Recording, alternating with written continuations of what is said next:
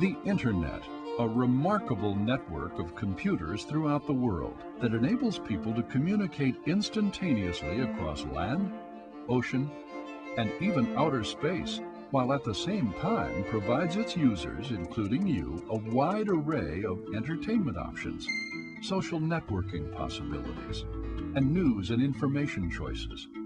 If you're like countless others, you go online frequently to look for facts and figures. But only a small fraction of people know how to use the Internet to its maximum benefit when trying to locate and manage information. For you as a student, that means finding and managing the data you need for reports and term papers. The purpose of this program is to show you how to navigate the Internet efficiently, so you can quickly find and organize online information. The more you know about your browser, the program that gets you onto the web and lets you navigate around it, the more likely you'll be able to meet those dual goals of speed and efficiency. As you undoubtedly know, there are many browsers, and for the most part, they're fairly similar. We'll focus on Internet Explorer, since it's by far the most widely used. Internet Explorer sits atop the web page and is composed of 5 rows or tiers when all are turned on. Some provide website information, but most allow you to perform a number of tasks, too many to cover in one program. So we'll focus only on the tasks most useful to students when they gather information for reports or term papers. We'll start on the 3rd tier, the menu bar. Each top or main menu item heads a pull-down list of tasks you can perform. For example, on the File menu, you can save the contents of the web page to a file, the Save As task, print it, or send it via email, either as the page itself or as a link to the page. Emailing a web page or its link can be very useful when you're working on a group or committee project. Under the Edit menu, you can perform a number of tasks similar to those found in word processing programs. For example, you can copy what you've selected and then paste it into a word processing document. That's ideal for quoting accurately, of course, but don't forget to give proper credit by writing citations according to your teacher's instructions. The Favorites menu lists your favorite websites, those you've bookmarked, that is, selected for instant retrieval. Click one, and it immediately takes you to that site. Now let's say you're working on a term paper or similar project that will require visitations to a lot of different websites, many of which you'll need to return to from time to time. In that case, you may find it useful to create a separate folder that contains links to those sites to speed up retrieval later on. The Feeds tab isn't pertinent to our discussion here, so we'll move on to the History tab, which allows you to look for a site you'd like to revisit but haven't bookmarked. You'll find this feature particularly handy when you meant to bookmark a site, but were interrupted and forgot. The pull-down arrow lets you choose how to display the sites in several different ways: by date, by site alphabetically, by most often visited, or by the order in which you've visited them today. There's also a search box in which you can type a word or two that might be in the web page's title. When you click the search button, a list of possible sites appears. If you click the 5th tier of Internet Explorer, the tab section lies below the Star Favorites button and the Favorites bar. The first tab is normally your home page, here Google. If you want to open a second website while keeping the first one ready to view, click the small tab to the right, and then select and click a site from your favorites list, or from a list generated by a search. Or type the website's address in the address bar on the 2nd tier, and click the arrow to the right of the address. The 2nd tab, now filled, holds the website you've retrieved. You can tab many web pages. Click any of them, and its page comes into view. Now, before we move on, a word of caution. Internet Explorer, as with all other browsers, has many different versions. A new version is released every few years. So the version of Internet Explorer you use may not look exactly like the one we've shown. If that's the case, you may have to use the Help menu or do a little searching to find all the commands we've mentioned. Regardless of the version you use, however, Once you avail yourself of your browser's main capabilities several times, using it will become second nature, and you'll find navigating the Internet fast and easy. Even so, to really take full advantage of the web, you'll need to be a knowledgeable search engine user. That's because the Internet has literally hundreds of millions of websites, and only by skillfully using search engines can you quickly find exactly what you need. There are many excellent search engines, but since Google is by far the most popular, and the second most popular, Yahoo Search, is so similar to it, we'll concentrate on Google. Now, before you begin your search, you'll need to narrow your topic, because that's a key factor in successful searches. Let's say you've been assigned to write a science report on dolphins. Well, that's a huge topic. There are about 36 kinds of them.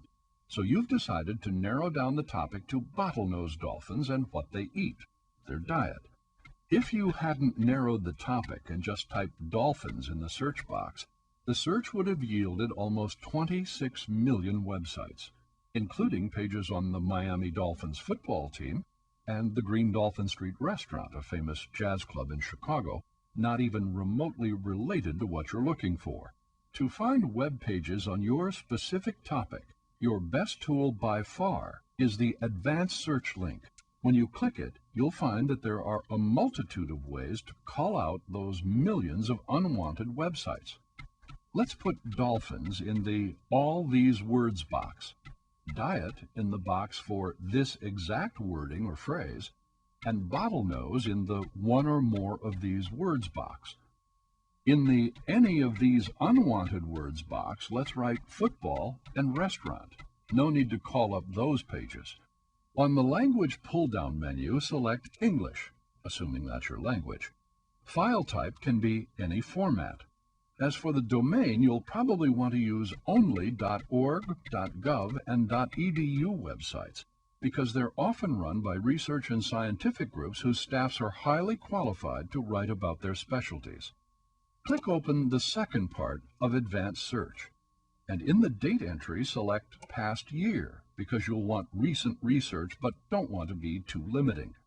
In the Where Your Keywords Show Up box, select In the Text of the Page, and finally select the United States for the region. Okay, let's look at the results. We've cut down the list to just 7 from almost 26 million. In other words, virtually 100% of the irrelevant, unwanted sites have been eliminated. And the very first site looks like exactly what you need. And it is a site with lots of pertinent information you can use for your report, and you retrieved it in less than a minute. Advanced Search truly can be a report writer's best friend. By the way, under the Edit pull-down menu in Internet Explorer, there's a very handy Find on this page command. It's an especially helpful feature if you've found a very long article in which you need to quickly find pertinent data. For example, let's say you want to find information on squid for your report on the dolphin's diet. Well, just type squid in the search box, and immediately it will be highlighted in the text for easy detection. Now, you may have heard the old saying, garbage in, garbage out. In this instance, meaning that bad information results in a bad report. So you'll want only the best high-quality information when you do your research. That means you have to be selective. When doing research, it's generally a good idea to stay away from blogs and .com sites, because they seldom give balanced information. Remember, most of what's on the web has not been reviewed for balance and accuracy by professional editors. Generally, the most reliable sites are those run by educational institutions, such as universities, the ones with .edu extensions. Also, museums, whose site addresses often end in .org, and government agencies, whose web addresses end in .gov. .gov sites can be particularly useful if you're looking for statistical, historical, scientific, or legislative information. Now, a word or two on copying. Actually, 4 words. It's a bad idea. First, you learn very little, if anything, when you copy. Second, when you pass it off as your work, you're being dishonest. And third, your teacher will know. It's okay to quote and give your source, but wholesale copying does you no real good, defeats the purpose of the assignment, and can lead to extreme embarrassment, or worse.